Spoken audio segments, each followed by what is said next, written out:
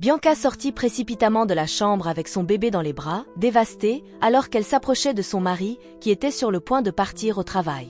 « Il ne respire pas », dit-elle à plusieurs reprises, alors qu'ils se précipitaient tous les deux à l'hôpital avec le bébé. L'hôpital n'était qu'à quelques kilomètres, mais chaque seconde semblait une éternité. Bianca tenait son bébé fermement, murmurant des prières et le suppliant de répondre. Elliot conduisait en silence complet, ses jointures blanches alors qu'il agrippait le volant de sa voiture. Ils arrivèrent à l'hôpital, franchissant les portes en trombe, et se précipitèrent avec leur enfant dans le service des urgences. Le visage du médecin était grave alors qu'il examinait le bébé. Après ce qui sembla être des heures, il revint avec la nouvelle qui brisa leur monde. Leur petit garçon, celui qu'ils avaient attendu pendant plus de 15 longues années, était parti. Sans vie. Bianca s'effondra au sol, incapable de comprendre ce qu'elle entendait. Comment cela pouvait-il être? Il avait été en vie, dans ses bras, il y a seulement quelques heures. Comment pouvait-il être parti? Bianca restait assise en silence, insensible au monde qui l'entourait.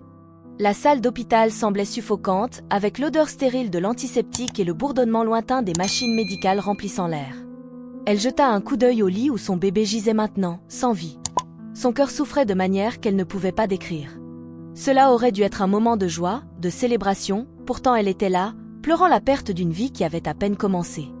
Elliot, bien que tout aussi dévasté, essaya de se ressaisir pour le bien de Bianca. Il restait assis là en silence, essayant de comprendre tout ce qui s'était passé. Le poids de la perte pesait lourdement entre eux. Comment cela a-t-il pu arriver? Murmura-t-elle, sa voix à peine audible. Elliot n'avait pas de réponse. Il ne pouvait que rester assis là, se noyant dans sa propre douleur et son impuissance. L'esprit de Bianca s'emballait avec les souvenirs de la nuit précédente. Elle avait gardé son bébé près de sa poitrine, refusant de le placer dans son berceau. Elle avait voulu sentir sa chaleur, créer un lien avec lui de toutes les manières possibles. Mais maintenant, la culpabilité la rongeait. Et si elle l'avait étouffé? Et si son amour, son besoin de le protéger, avait causé sa mort? La pensée était insupportable. Elle repassait la nuit encore et encore dans son esprit, cherchant un moment qu'elle aurait pu changer. Aurait-elle pu remarquer sa lutte plus tôt? Aurait-elle pu faire quelque chose différemment? Les et si la consumaient. Elliot essaya de la rassurer, mais rien de ce qu'il disait ne pouvait briser le mur de culpabilité qu'elle avait construit autour d'elle. Pendant que Bianca luttait avec sa culpabilité, Elliot combattait son propre chagrin silencieux. Il avait toujours été le plus fort, le roc dans leur relation, mais cette perte l'avait ébranlé jusqu'au plus profond de lui-même. Il avait attendu 15 ans pour cet enfant, enduré la douleur de nombreuses déceptions, pour se le voir enlever si soudainement. Elliot ne pouvait pas comprendre pourquoi cela était arrivé. Qu'avait-il fait pour mériter cela? Bien qu'il essayât de soutenir sa femme, la douleur était accablante. Dans les moments de silence, loin de ses yeux, il se permettait de pleurer. Il pleurait pour le fils qu'il avait à peine connu, pour les rêves de paternité qui avaient été arrachés. Mais devant Bianca, il restait stoïque, croyant que l'un d'eux devait rester fort. Au fil des jours, la tension entre Elliot et Bianca grandissait. Le chagrin, la culpabilité et la colère devinrent le langage qu'ils utilisaient pour communiquer. Bianca ne pouvait pas se défaire du sentiment que c'était sa faute et Elliot, bien qu'il essayât d'être soutenant, avait du mal à cacher sa propre frustration. Un matin, Elliot sortit de la chambre et trouva sa femme Bianca, assise par terre dans leur salon, noyée dans ses propres larmes. Il était extrêmement furieux et lui cria avec colère, lui demandant pourquoi elle pleurait, après avoir étouffé leur enfant jusqu'à la mort. « Tu l'as tué, alors pourquoi rester assise ici et faire semblant de ne pas être heureuse qu'il soit mort? Maintenant, tu as tout le temps du monde pour faire toutes les choses qui te rendent heureuse, » dit Elliot, alors qu'il la quittait, sans se soucier de l'ampleur de ce qu'il venait de dire. Bianca resta assise là, ne pouvant pas croire qu'Elliot pouvait dire des mots si blessants dans un moment si critique. Elliot ne rentra pas à la maison ce soir-là. Les heures s'étiraient, remplies d'un silence insupportable. Bianca ne pouvait pas bouger de l'endroit où elle était assise, ses larmes depuis longtemps séchées, son esprit perdu dans un brouillard de chagrin. Elle ne cessait de repasser les mots d'Elliot, encore et encore. « Tu l'as tué. Maintenant, tu as tout le temps du monde pour faire toutes les choses qui te rendent heureuse. » Comment pouvait-il croire qu'elle voulait cela? Alors que la nuit tombait, le vide de leur maison devint accablant. La maison qui avait autrefois été remplie de rêves de rire et de nouveaux commencements ressemblait maintenant à une tombe. Chaque coin semblait se moquer d'elle avec des rappels de la vie qui avait été brutalement interrompue. Le berceau, toujours intact dans la nurserie, était un rappel constant de son échec. Elle avait voulu être la mère parfaite, mais maintenant, tout ce qu'elle avait, c'était le poids écrasant de sa perte. L'absence d'Elliot ne faisait qu'approfondir le vide. Quand il rentra enfin à la maison tard dans la nuit, il ne lui parla pas. Il passa devant elle comme si elle n'était même pas là. Bianca le regarda se retirer dans la chambre, son cœur se brisant à nouveau. Elle savait qu'il devait parler, mais les mots semblaient trop lourds, trop douloureux à prononcer. Ainsi, le silence entregrandit, épais de chagrin et de colère, tous deux incertains de la manière de combler le fossé qui s'était ouvert entre eux. Les jours passèrent, et la distance entre Elliot et Bianca ne fit que grandir. Ils vivaient dans la même maison, mais c'était comme s'ils étaient à des mondes de distance. Elliot l'évitait autant que possible, s'enterrant dans le travail ou quittant la maison pendant des heures. Bianca, de son côté, passait ses journées enfermée dans la nurserie, s'accrochant aux vêtements de bébé et fixant le berceau qui ne serait jamais utilisé. La culpabilité la consumait. Elle avait échoué avec son enfant, et maintenant, elle était en train de perdre son mari aussi. Elle voulait tendre la main vers lui, expliquer qu'elle n'avait jamais voulu que tout cela arrive, mais chaque fois qu'elle essayait, les mots restaient coincés dans sa gorge. Et s'il lui croyait vraiment que c'était sa faute? Et s'il ne pouvait jamais lui pardonner? La maison, autrefois remplie de l'anticipation d'une nouvelle vie, suffoquait maintenant sous le poids du chagrin. Chaque jour ressemblait à une bataille pour survivre à la douleur, et chaque nuit, Bianca pleurait jusqu'à s'endormir, ses bras souffrant de l'absence de l'enfant qu'elle ne tiendrait plus jamais. Pendant que Bianca luttait avec sa culpabilité, Elliot se noyait dans sa propre colère. Il ne pouvait pas chasser l'image de leur fils sans vie à l'hôpital, ni les mots accablants du médecin qui avait confirmé ce qu'il craignait le plus. Sa colère était une tempête en lui, grandissant et grandissant, sans nulle part où aller. Il se blâmait de ne pas avoir vérifié leur état pendant la nuit, mais plus que cela, il blâmait Bianca. Dans son chagrin, Elliot se convainquit que si Bianca avait simplement mis le bébé dans le berceau, leur fils serait encore en vie. La colère, mêlée à son chagrin, devint trop lourde à porter. Elle se manifestait par des mots cruels et une indifférence glaciale envers sa femme. Il ne pouvait pas supporter de la regarder, car chaque fois qu'il le faisait, il voyait leur bébé sans vie dans ses bras. Mais au fond, sous les couches de colère et de douleur, Elliot savait qu'il était injuste. Il savait que Bianca souffrait tout autant, sinon plus. Mais admettre cela signifierait confronter ses propres sentiments de culpabilité et d'impuissance, quelque chose qu'il n'était pas prêt à faire. Alors, il laissa la colère prendre le dessus, repoussant Bianca de plus en plus chaque jour. Alors que la distance entre eux grandissait, leurs sentiments évoluaient également, et Elliot commença lentement à trouver du réconfort auprès de sa collègue de travail. Son nom était Carmen, et sa présence était un baume apaisant pour les émotions tumultueuses d'Elliot. Carmen était gentille et patiente, toujours à l'écoute quand il avait besoin de se défouler.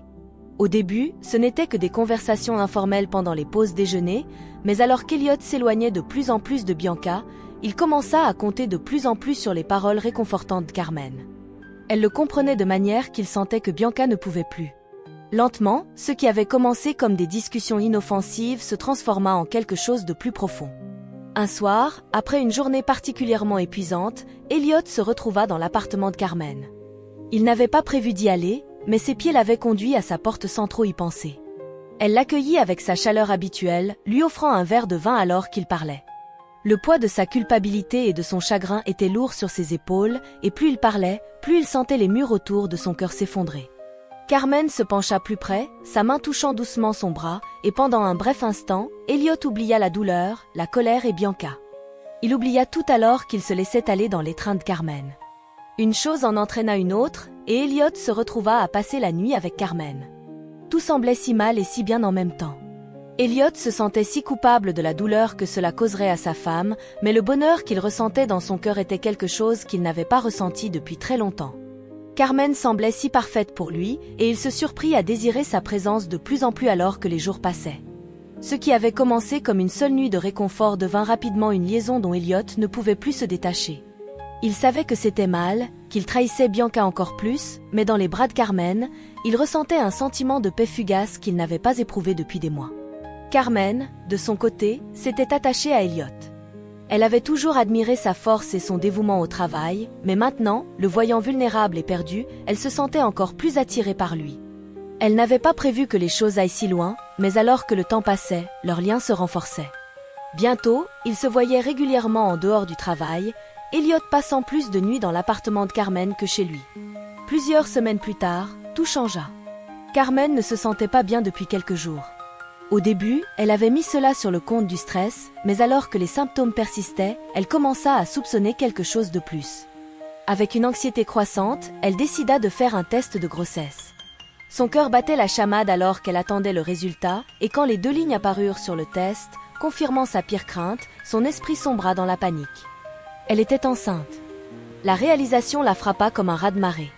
Ce n'était pas censé arriver. Leur liaison avait été une échappatoire, pas quelque chose qui les lierait ensemble de manière permanente.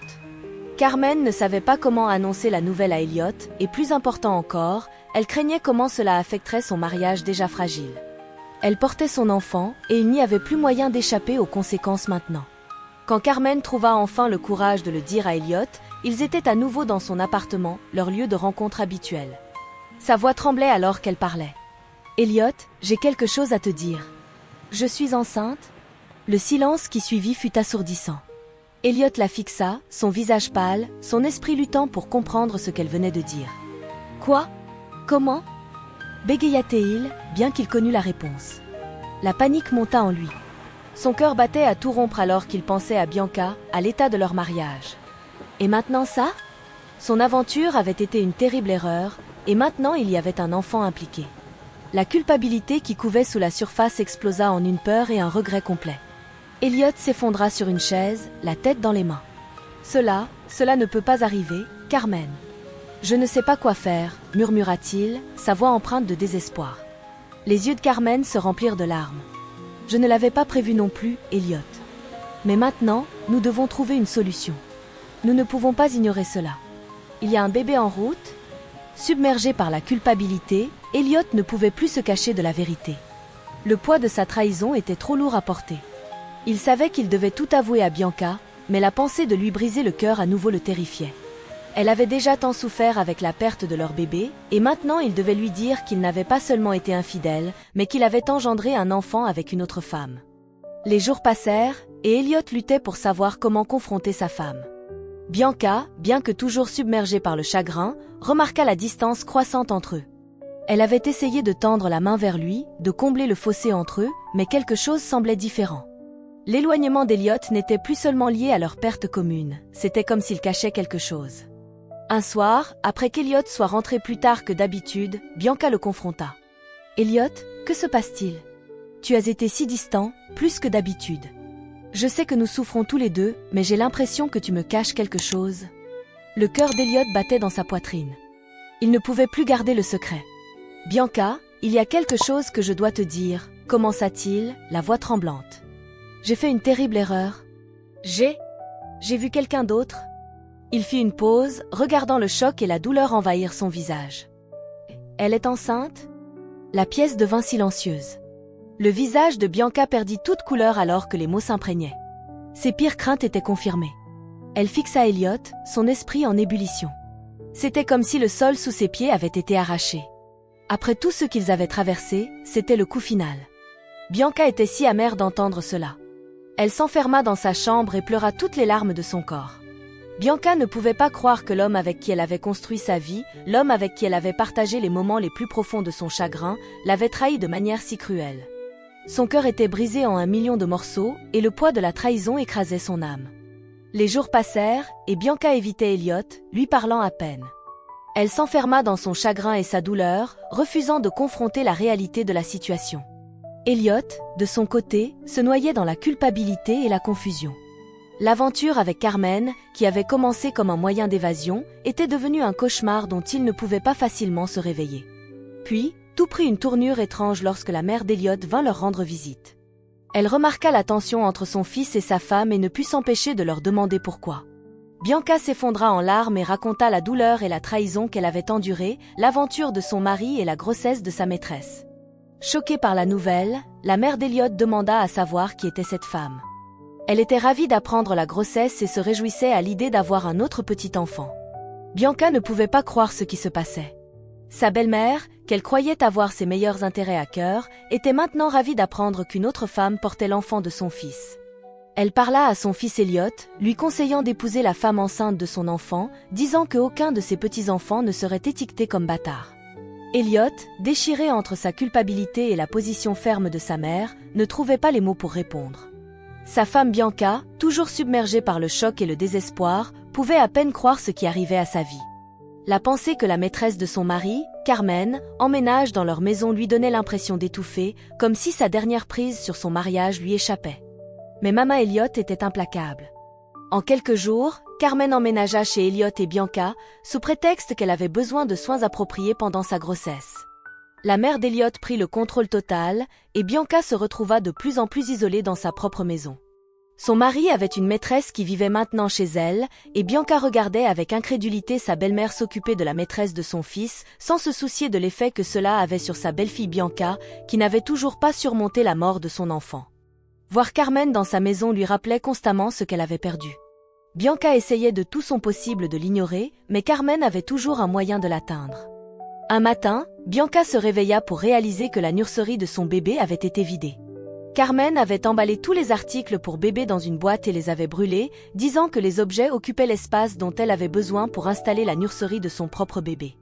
Bianca resta figée de choc en voyant la pièce vide, l'espace autrefois vibrant où elle avait imaginé son fils grandir était maintenant une coquille vide. Les souvenirs de son enfant perdu étaient effacés, et la douloureuse réalité écrasait encore plus son esprit. La présence de Carmen dans la maison devenait plus oppressante chaque jour.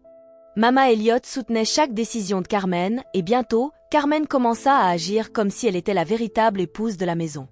Elle redécora le salon, affirmant que la maison devait refléter la touche d'une mère. Bianca regardait en silence, incapable de protester alors que chaque pièce de la maison qu'elle avait construite était lentement remplacée ou retirée. À un moment donné, Carmen prit le fauteuil préféré de Bianca et le fit sortir du salon, disant qu'il était trop démodé. « Nous avons besoin de quelque chose de moderne maintenant qu'il y aura un bébé dans la maison, dit-elle à Elliot, qui semblait indifférent à ce sujet. Bianca serra les poings, retenant ses larmes. La maison où elle avait autrefois trouvé du réconfort devenait progressivement étrangère. Un soir, lors d'un dîner en famille, Carmen décida de prendre la place de Bianca à la tête de la table, un endroit que Bianca avait toujours réservé pour Elliot. Quand Bianca entra dans la salle à manger et vit Carmen assise là, elle ressentit une pointe de colère. « C'est la place d'Elliot », dit Bianca doucement, essayant de garder sa voix stable. Carmen rit légèrement. « Oh, Bianca, ne sois pas si traditionnelle. Elliot ne s'en soucie pas, n'est-ce pas, Elliot ?» dit-elle avec un sourire, regardant vers Elliot, qui resta silencieux, ses yeux évitant le regard de Bianca. Mama Elliot intervint. « Ce n'est qu'une place, Bianca. Ne faisons pas tout un plat de cela. » Bianca resta là un moment, ressentant le poids de la trahison dans le silence de son mari. Elle ne put pas manger ce soir-là, quittant la table avec des larmes coulant sur son visage. Immédiatement, elle courut dans sa chambre pour pleurer, elle entendit une conversation qui la brisa complètement. « Je pense qu'il est temps que nous parlions à Bianca de son départ, » dit Carmen à Mama Elliot, sa voix dégoulinant de fausses préoccupations. « Il est évident qu'elle n'est pas heureuse ici, et l'arrivée du bébé sera plus facile sans l'attention. Je ne me sentirai pas en sécurité avec elle dans les parages quand mon bébé arrivera. » Mama Elliot hocha la tête en signe d'accord, assurant Carmen qu'Elliot s'en occuperait. « Elle n'est plus nécessaire ici et devrait partir, » dit Mama Elliot, souriant à Carmen, qui était ravie de voir Mama Elliot de son côté. Bianca se figea de choc en entendant cela, son cœur battant à tout rompre. Il voulait qu'elle quitte sa propre maison. Une maison qu'elle avait passé plus de 15 ans à construire avec son mari. Elle avait déjà perdu son enfant, et maintenant elle perdait son mari, sa maison et sa dignité. La douleur était trop lourde à supporter, et Bianca ne pouvait pas laisser cela se produire. Cette nuit-là, alors Carmen était sur le point de se changer en chemise de nuit, Mama Elliot s'approcha d'elle pour voir comment elle allait. Immédiatement qu'elle posa les yeux sur elle, elle se figea de choc pendant quelques secondes et sortit de la pièce. C'était si choquant pour Carmen, qui se demandait pourquoi elle avait agi ainsi. Quand le matin arriva, la mère d'Elliot informa Carmen qu'ils allaient tous rendre visite à ses parents. Carmen était aux anges de réaliser que ses rêves devenaient réalité. Elle ne pouvait pas attendre d'être légalement mariée à Elliot et était prête à tout pour y parvenir. « Tes parents savent-ils que tu es enceinte de mon fils ?» demanda-t-elle à Carmen, qui l'informa que ses parents n'étaient pas au courant de la grossesse. La mère d'Elliot se figea pendant quelques minutes et appela Elliot, lui disant qu'il devait aller voir les parents de Carmen. « Maman, pourquoi ? Que dois-tu leur dire ?» demanda Elliot à sa mère qui ignora ses questions et insista pour qu'ils aillent les voir. Bianca, toujours enfermée dans sa chambre, ne put s'empêcher d'entendre leur conversation. Son cœur battait à tout rompre alors qu'elle se demandait pourquoi la mère d'Elliot insistait pour voir les parents de Carmen. Veut-elle que son fils épouse Carmen ? Pensa-t-elle, alors que sa température montait. Comment maman peut-elle me faire ça ? Pensa Bianca, alors qu'elle entendait la porte se fermer. Son esprit s'emballait avec la peur et l'anxiété alors qu'elle écoutait à travers la porte. La possibilité que la mère d'Elliot puisse pousser pour un mariage entre Elliot et Carmen la remplissait de terreur. Elle avait déjà perdu son enfant, un enfant qu'elle avait attendu et prié pendant plus de 15 ans. Maintenant, elle était au bord de perdre son mari au profit d'une autre femme. La pensée était insupportable alors qu'elle se sentait impuissante, enfermée dans son propre chagrin et sa confusion. Pendant ce temps, la mère d'Elliot insista pour accompagner Carmen et Elliot pour voir les parents de Carmen. Carmen, bien que réticente, n'eut d'autre choix que d'accepter. Elle était secrètement heureuse que cela se produise, sachant à quel point elle était profondément amoureuse d'Elliot. Cependant, elle fit tout son possible pour cacher son excitation alors qu'ils conduisaient tous chez son père, qui était à moins d'1 heure de route. Elliot restait assis là en silence alors qu'il conduisait. Son esprit vagabondait, cherchant des réponses qui ne venaient pas. Il ne cessait de jeter des coups d'œil à sa mère, espérant une explication, mais sa mère restait silencieuse alors qu'il conduisait. Quand ils arrivèrent chez les parents de Carmen, M et Madame Alessio les accueillirent chaleureusement, bien qu'ils fussent confus de voir leur fille escortée par des étrangers. M et Madame Alessio étaient des personnes gentilles et hospitalières. Ils les accueillirent chaleureusement et demandèrent la raison de leur visite. La mère d'Elliot ne perdit pas de temps pour aller droit au but. « Monsieur Alessio » commença-t-elle, sa voix stable mais intense. « Votre fille Carmen est enceinte de mon fils. Cependant, ce n'est pas le moindre des problèmes qui m'amène ici. » Les parents de Carmen fixèrent la mère d'Elliot avec choc. Monsieur Alessio se racla la gorge, son visage tendu de confusion. « Que voulez-vous dire par le moindre des problèmes? N'est-ce pas la grossesse la raison de votre présence ici ?» La mère d'Elliot prit une profonde inspiration, ses yeux remplis d'un mélange de chagrin et de culpabilité. « Il y a quelque chose de beaucoup plus grand en jeu ici. Il y a de nombreuses années, quand j'étais beaucoup plus jeune, j'ai donné naissance à une petite fille. J'étais dans une situation très difficile et ne pouvais pas l'élever moi-même, alors je l'ai confiée à une femme qui promit de trouver une bonne famille pour s'occuper d'elle. Cette fille, je crois que c'était Carmen. Je lui ai fait une cicatrice sur l'épaule, que j'ai vue sur l'épaule de Carmen la nuit dernière. » La pièce devint silencieuse. M et Madame Alessio savaient comment Carmen était entrée dans leur vie et savaient que Carmen avait vraiment une cicatrice sur l'épaule. Une cicatrice dont ils s'étaient toujours demandé d'où elle venait. Ils échangèrent des regards nerveux et Carmen resta figée sur sa chaise, son cœur battant, réalisant que la mère d'Elliot n'était pas venue voir ses parents pour que son fils déclare son intérêt à l'épouser, mais pour avouer qu'elle était sa mère biologique. « Non, ce n'est pas possible », murmura Carmen pour elle-même, sa voix tremblante alors que la pensée traversait son esprit. « Vous devez vous tromper, vous ne pouvez pas être ma mère », dit-elle à la mère d'Elliot, qui raconta comment elle lui avait fait la coupure sur l'épaule, la nuit avant de la confier à la femme alors qu'elle était bébé. Carmen, à ce moment-là, se figea de choc, sachant qu'elle avait vraiment une cicatrice sur l'épaule. Elliot était son frère cadet, et maintenant elle était enceinte de son propre frère cadet. Monsieur Alessio soupira profondément et baissa le regard. « Madame, nous avons toujours su que Carmen avait été adoptée. Nous l'avons élevée comme notre propre fille, mais nous n'avons jamais imaginé que quelque chose comme cela puisse arriver. » La mère de Carmen, Madame Alessio, essuya des larmes de ses yeux. « Nous ne savions pas qui étaient ses parents biologiques. Nous savions seulement qu'une femme riche avait arrangé l'adoption. » Elliot, qui était resté assis en silence, son esprit un tourbillon de confusion et d'incrédulité, parla enfin d'une voix tremblante. « Non, non, ce n'est pas possible. Carmen est ma sœur? Nous avons été ensemble, et maintenant elle est enceinte. Comment pouvons-nous même commencer à donner un sens à cela? » Des larmes coulèrent des yeux de Carmen. « Elliot, je ne savais pas. Je le jure, comment cela a-t-il pu arriver? » La mère d'Elliot, remplie de regrets, tendit la main et toucha doucement le bras de Carmen. « Je ne savais pas non plus, mon enfant. Si j'avais su, je n'aurais jamais laissé cela arriver. Mais la vérité est indéniable. Tu es ma fille, et cela signifie... Elliot est ton frère. » Le poids de la révélation pesait lourdement dans la pièce, étouffant tout le monde présent. Les parents de Carmen restaient assis en silence, essayant de comprendre ce qu'ils venaient d'apprendre. La femme qu'ils avaient connue comme leur fille toute sa vie avait un passé que personne n'aurait pu anticiper. Après plusieurs minutes de silence, Elliot se leva, son corps tremblant. « Que sommes-nous censés faire maintenant ?» demanda-t-il, sa voix remplie d'angoisse. « Carmen porte mon enfant, notre enfant. Comment pouvons-nous avancer à partir de cela ?» La mère d'Elliot regarda son fils, son visage rempli de douleur. « Que se passe-t-il maintenant? Que faisons-nous avec ce bébé ?» demanda Carmen, sa voix et sa bouche tremblant encore de confusion. Monsieur Alessio, qui était resté silencieux pendant la majeure partie de la conversation, parla enfin. « Ce n'est pas une décision que nous pouvons prendre à la légère. La vérité est sortie, et bien que cette situation soit tragique et difficile, nous devons prendre le temps de considérer ce qui est le mieux pour tout le monde impliqué, en particulier l'enfant à naître. Des larmes remplirent les yeux de Carmen alors qu'elle regardait ses parents, puis la mère d'Elliot, et enfin Elliot lui-même. L'amour qu'elle avait ressenti pour lui était maintenant entaché par un cruel coup du sort, et l'avenir semblait si incertain. La mère d'Elliot se leva alors qu'elle s'excusait auprès de ses enfants pour ce que sa décision d'il y a plus de 30 ans avait fait pour eux. Carmen, incapable de retenir ses larmes, quitta leur présence sans dire un mot. Elliot et sa mère retournèrent chez eux, incapables de parler pendant tout le trajet de retour. Ils arrivèrent à la maison et trouvèrent Bianca, assise dans le salon, les yeux rouges et gonflés d'avoir pleuré.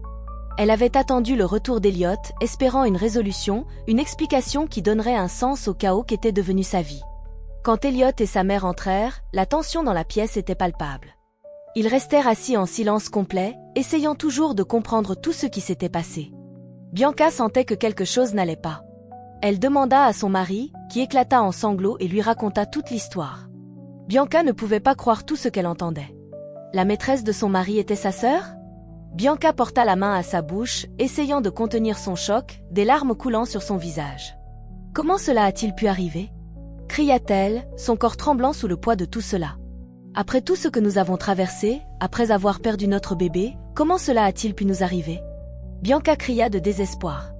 Elliot, incapable de la regarder dans les yeux, s'effondra sur sa chaise, la tête dans les mains. « Je ne sais pas. Je ne sais pas comment réparer cela, dit-il, sa voix creuse. Tout semble brisé au-delà de toute réparation. » Pendant un moment, la pièce était remplie uniquement du son de pleurs silencieux et du tic-tac de l'horloge sur le mur. Puis, soudain, Carmen entra, l'air si brisé et confuse. Elle s'approcha de Bianca et commença à s'excuser pour toutes les choses terribles qu'elle lui avait faites. Bianca pouvait sentir sa colère monter. Elle ne pouvait pas croire comment tout s'était déroulé et à quel point la trahison avait été profonde. Bianca fixa Carmen, ses mains tremblant alors qu'une vague d'émotions montait en elle: colère, douleur, chagrin. « Tu as brûlé les affaires de mon bébé », murmura Bianca, sa voix tremblante. « Tu as pris le contrôle de ma maison, de mon mariage, et tu m'as traité comme si j'étais invisible. Et maintenant tu me dis que tu es désolée ?» Carmen, les yeux remplis de larmes, hocha la tête. « Je sais, Bianca. J'avais tort. J'étais tellement aveuglée par mes propres désirs, je me fichais de qui je blessais. Mais je ne savais pas qu'Elliot était mon frère, je le jure. Et maintenant, je ne sais même pas comment réparer les choses. J'ai tout détruit ?» Bianca se leva de sa chaise, sa posture rigide d'émotion contenue. « Tout détruit ? Oui, tu l'as fait. Mais ce n'est pas seulement toi. Elliot. Mama Elliot, vous tous. Vous m'avez tous détruite ?» Elle fit une pause, laissant le poids de ses mots planer dans l'air avant de continuer. « Mais que comptes-tu faire maintenant, Carmen? Que vas-tu faire avec le bébé ?» Le visage de Carmen se décomposa alors que de nouvelles larmes coulaient de ses yeux. « Je ne peux pas garder cet enfant. Chaque fois que j'y pense, tout ce que je vois, ce sont les erreurs, la douleur, la honte.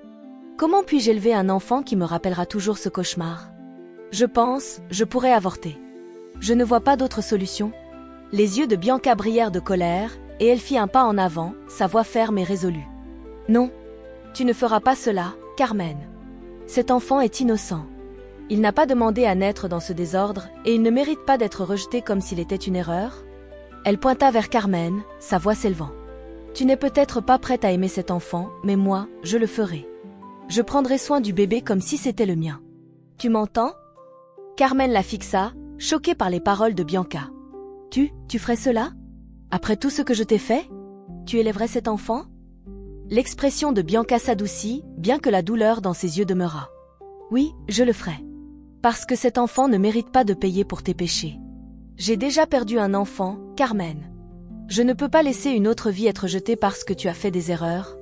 Les pleurs de Carmen devinrent plus forts, son corps tremblant alors que le poids de la situation s'abattait finalement sur elle. Je suis tellement désolée, Bianca. J'ai été si horrible avec toi. Je ne mérite pas ton pardon, et je ne mérite pas d'être mère. Bianca soupira, ses épaules s'affaissant. Tu as raison, Carmen. Tu ne mérites pas mon pardon. Mais ce n'est plus à propos de toi ou de moi maintenant. C'est à propos de ce bébé, et je veillerai à ce qu'il ait une chance de vivre, que tu sois prête ou non. La pièce devint silencieuse alors Carmen pleurait, et pour la première fois, Bianca ressentit un étrange sentiment de calme au milieu de la tempête. Ce n'était pas que la douleur avait disparu, mais un nouveau but commençait à se former en elle. Elle avait perdu son propre enfant, mais peut-être, juste peut-être, pourrait-elle donner à cette vie innocente une chance d'être aimée. Elliot regardait la scène se dérouler, son cœur lourd de culpabilité et de honte. Il avait échoué envers sa femme, sa famille et lui-même. Maintenant, il voyait une lueur d'espoir dans la force de Bianca. Il s'approcha d'elle lentement, sa voix à peine audible. « Bianca, je ne mérite pas ta grâce. Je t'ai déçue de toutes les manières possibles. Mais, pouvons-nous au moins essayer de reconstruire? Je sais que c'est brisé, mais je ferai tout pour arranger les choses. » Bianca regarda Elliot, ses yeux remplis de douleur. « Je ne sais pas, Elliot. Je ne sais pas si nous pouvons jamais redevenir comme avant, mais je te pardonne, parce que c'est ce que le Seigneur nous commande de faire. Maman Elliot, je te pardonne aussi, parce que je ne comprends toujours pas où j'ai pu me tromper pour que tu me traites de manière si terrible. » Maman Elliot s'effondra en larmes, réalisant à quel point elle avait maltraité Bianca, qui n'avait jamais mérité un tel traitement de sa part. Maman Elliot, les larmes coulant sur son visage, se tenait derrière Bianca, sa voix tremblant de culpabilité. « Bianca, ma fille, je ne sais pas ce qui m'a pris. J'étais aveuglée par mes propres désirs égoïstes et mon besoin de contrôler. Je suis tellement désolée pour tout ce que j'ai fait, pour la manière dont je t'ai traitée comme une étrangère dans ta propre maison. Tu n'as été que bonne envers Elliot et cette famille. » Bianca resta là, fixant la femme plus âgée qui avait autrefois été comme une seconde mère pour elle. Son cœur était encore lourd de douleur, mais voir Maman Elliot si brisée adoucit quelque chose en elle. « C'est bon, Maman. Nous ne pouvons pas défaire le passé, mais nous pouvons nous assurer de ne pas continuer à vivre dans l'amertume et la haine. » Maman Elliot hocha la tête, essuyant ses larmes alors qu'elle tenait la main de Bianca, reconnaissante pour le pardon qu'elle ne pensait pas mériter. Au cours des jours suivants, Carmen décida de quitter la maison d'Elliot et Bianca, retournant chez ses parents pour réfléchir aux prochaines étapes de sa vie. Elle savait qu'elle avait un long chemin à parcourir, mais elle était déterminée à reconstruire sa vie et à faire ce qui était juste pour l'enfant qu'elle portait. Bianca et Elliot, de leur côté, commencèrent le lent et douloureux processus de reconstruction de leur mariage. Ils suivirent une thérapie ensemble, prièrent plus qu'ils ne l'avaient jamais fait auparavant, et commencèrent lentement à guérir les profondes blessures qu'ils avaient tous deux subies. Bien que le chemin fût long et rempli de conversations difficiles, ils savaient qu'avec le temps, la foi et des efforts mutuels, ils pourraient retrouver le chemin l'un vers l'autre. Des mois plus tard, Bianca se tenait aux côtés de Carmen dans l'hôpital alors qu'elle donnait naissance à un petit garçon. C'était un moment doux amer pour les deux femmes, mais dans les yeux innocents du bébé, elles virent un nouveau commencement, un rappel que la vie pouvait fleurir même dans les endroits les plus brisés. Bianca tenait le nouveau-né près d'elle, son cœur gonflé d'amour pour l'enfant qui était venu au monde dans des circonstances si tragiques. Elle regarda Carmen, qui était faible mais souriait doucement depuis le lit. « Ce garçon sera aimé, » dit Bianca, sa voix remplie de détermination tranquille. « Il aura une famille qui prendra soin de lui, peu importe ce qui arrive. » Carmen, les larmes aux yeux, hocha la tête. « Merci, Bianca. Merci de lui donner la chance que je ne pouvais pas. » À ce moment-là, quelque chose de profond changea entre les deux femmes, un lien forgé non par le sang, mais par la douleur, le pardon et l'amour. Alors que Bianca sortait de l'hôpital avec le bébé dans les bras, elle savait que le chemin à venir serait encore difficile. Mais ensemble, avec la grâce de Dieu, ils trouveraient leur chemin à travers l'obscurité vers la lumière. Et le bébé dans ses bras, innocent et plein de promesses, était la preuve que même dans le chagrin le plus profond, il y avait de l'espoir pour la rédemption et de nouveaux commencements. La leçon à tirer de cette histoire est que garder les choses enfermées dans nos cœurs a une manière d'aggraver les situations. Apprenez à être franc en période de difficulté, car cela peut prévenir des problèmes futurs. Rien dans la vie ne peut rester caché pour toujours, souvenez-vous toujours que le passé a une manière de ressurgir dans le futur, alors soyez prudent avec les décisions que vous prenez dans la vie. Ne vous moquez pas d'une douleur que vous n'avez jamais ressentie et ne prenez pas ce qui ne vous appartient pas, car cela finit toujours par se retourner contre vous. Soyez gentils avec ceux qui vous entourent et ne soyez jamais la cause de leur douleur ou de leur souffrance. Apprenez toujours à pardonner aux autres quand ils vous ont fait du tort, car le pardon n'est pas seulement pour leur bien, mais aussi pour votre propre paix intérieure. Porteur de la rancune et de la colère ne fait qu'approfondir vos blessures et empêche la guérison. C'est par le pardon que nous pouvons avancer, libérer le fardeau de la douleur et nous permettre de guérir et de grandir. Même dans les circonstances les plus brisées, comme celle de Bianca, le pardon peut ouvrir la voie à de nouveaux commencements et à des bénédictions inattendues. J'espère que vous avez apprécié l'histoire.